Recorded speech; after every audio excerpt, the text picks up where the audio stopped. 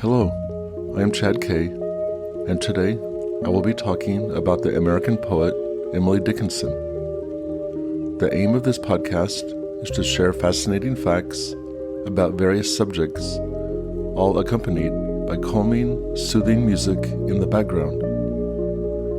My hope is to help you unwind and enter a peaceful state of mind, or to assist you in drifting off to sleep after a long day. So find a cozy spot or lie down, close your eyes if you would like, and immerse yourself in these relaxing facts. Emily Dickinson was born in 1830 and died in 1886. She was an American poet who became famous only after her death. Emily was born in Amherst, Massachusetts, into a well-known and respected family. As a child, she received a strong education and briefly attended Mount Holyoke Female Seminary, but soon returned home. Most of her life was spent in seclusion, and she became known for wearing white and avoiding social interactions. Emily never married and kept in touch with friends mainly through letters. Although Emily wrote nearly 1,800 poems, only a few were published while she was alive, and those were often edited to fit the poetic standards of the time. Her writing style was unique, often using short lines, slant rhymes, and unusual punctuation. Her favorite themes included death, nature, love, and spirituality. Emily's poetry was discovered after she died in 1886, when her sister Lavinia found her handwritten books of poems. Friends published her work, but they edited it heavily. A full, unedited collection was not released until 1955. Later research revealed that some of her poems were altered to hide references to her sister-in-law, Susan Gilbert Dickinson, whom Emily wrote to frequently and may have loved romantically. Emily grew up in a large house in Amherst, where her father was a lawyer and politician. She was close to her older brother Austin and younger sister Lavinia. As a child, she was described as smart and well-behaved, with a love for music and reading. The early death of close friends deeply affected Emily. One of the most painful losses was that of her cousin, Sophia Holland, which left her heartbroken. Later, her bond with the lone Benjamin Newton, a young lawyer, influenced her writing and introduced her to great authors like Emerson and Wordsworth. Emily was also influenced by books like Jane Eyre and the works of Shakespeare, whom she admired greatly. Emily often expressed strong feelings in her letters, especially to Susan Gilbert, who later married her brother Austin. Emily sent Susan hundreds of letters filled with affection and poetic language, leading some scholars to believe that their relationship may have been romantic. In 1855, Emily took a rare trip to Washington, D.C. and Philadelphia, where she met a minister named Charles Wadsworth, who became a lifelong friend. After this, her life became increasingly homebound, especially as she took care of her sick mother. From 1858 onward, Emily began organizing her poems into small booklets that were only found after she died. During these years, she also wrote intensely to friends like newspaper editor Samuel Bowles and others, sometimes sending them poems. Although she had a few poems published during her lifetime, most people didn't know about her writing until later. Scholars continue to study her life and work, including her reasons for avoiding society. Some suggest that she may have had health issues like anxiety or epilepsy, but no single explanation is agreed upon. In April 1862, Thomas Wentworth Higginson, a writer and abolitionist, published an article encouraging new writers to bring energy and life to their work. Around this time, Emily Dickinson, who wanted advice on publishing her poems, reached out to him. She sent him a letter and some poems, hoping for guidance since no one close to her could help. Higginson liked her poetry, but suggested that she wait to publish until she wrote longer works. Dickinson replied that publishing was unfamiliar to her, but hinted that if she were destined for fame, she could not avoid it. Dickinson enjoyed creating a mysterious and dramatic image of herself in letters to Higginson. She described herself as small and solitary, often spending time with nature and her dog, Carlo. She said her mother didn't appreciate her thoughts, while her father bought her books, but warned her not to read too much. Over time, Dickinson grew closer to Higginson, calling him dear friend and signing her letters with nicknames. She later told him he had saved her life with his support.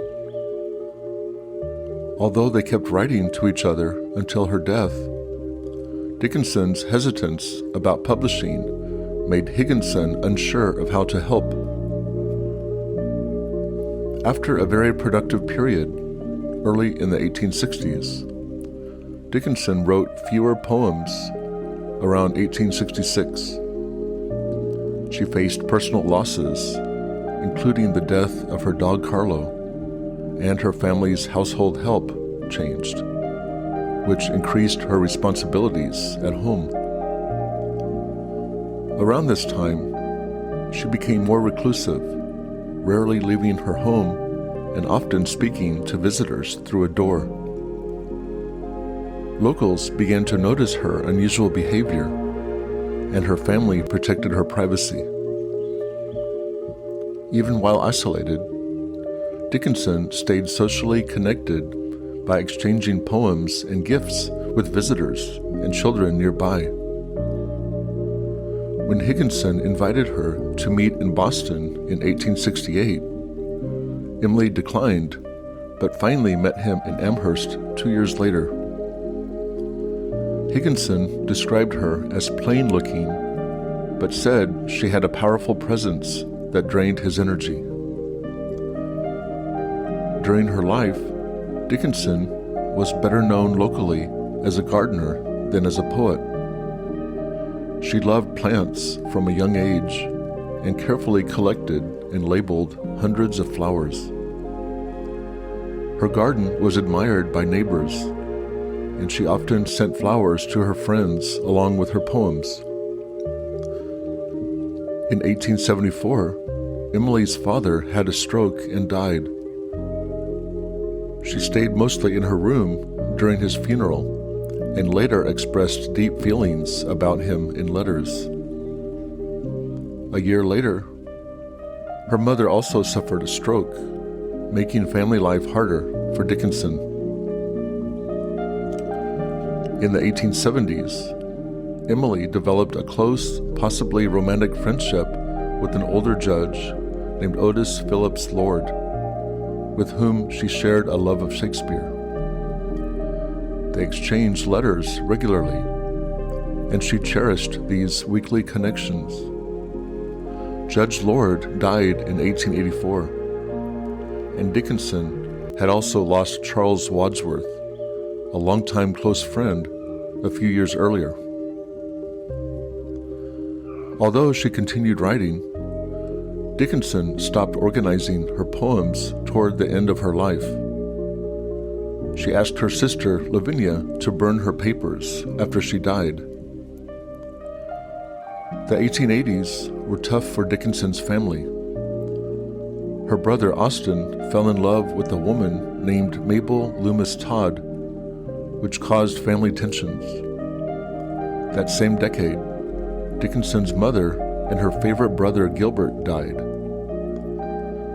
Emily was deeply affected by so many losses and grew more frail.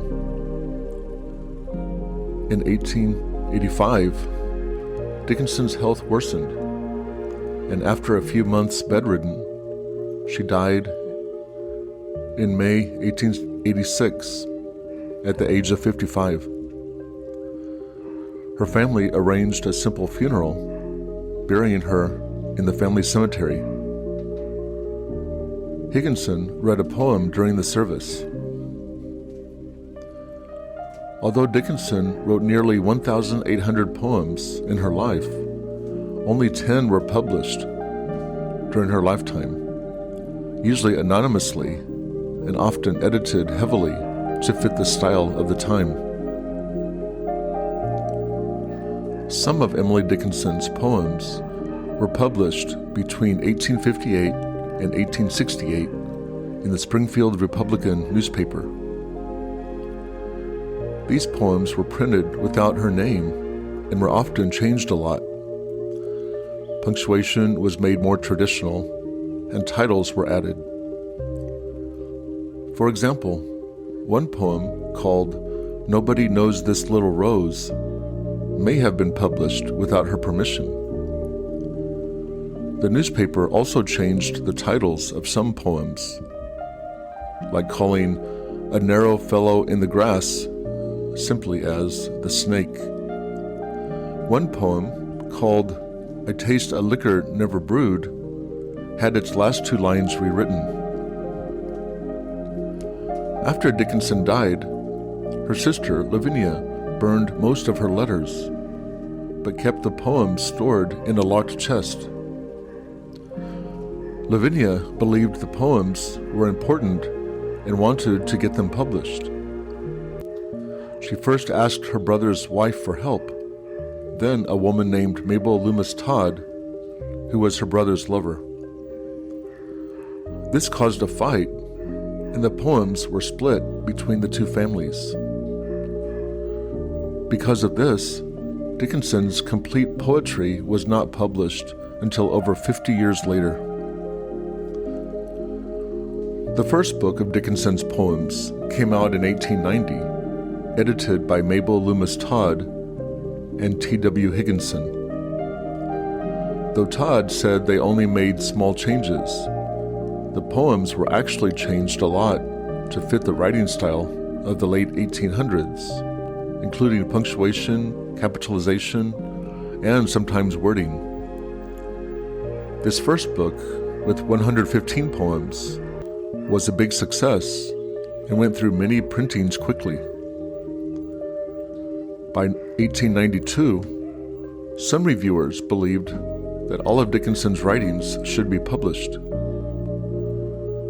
Dickinson's poetry falls into three main periods: before 1861, 1861 to 1865, and after 1866. First of all, before 1861, Emily's early poems were more traditional and sentimental. Only a few poems from this time are known, including some humorous and conventional ones. From 1861 to 1865 was her most productive and creative period. Emily wrote many poems during these years and explored themes like nature, life, and death. And after 1866, her poetry slowed down, and she stopped collecting poems in her handmade books. Dickinson's writing style is unique.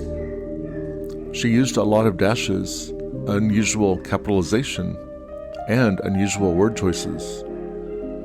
She often wrote in ballad form, which uses 4-line stanzas with a certain rhythm and rhyme pattern, but she frequently changed this pattern. Sometimes her rhymes were exact, and other times they were slant rhymes, which were close but not exact. After her poems were published posthumously, the public got their first real look at her work. Some critics praised her insight and originality, but others disliked her unconventional style. For example, one critic said that poetry must follow rules like rhyme and grammar, which Dickinson often broke.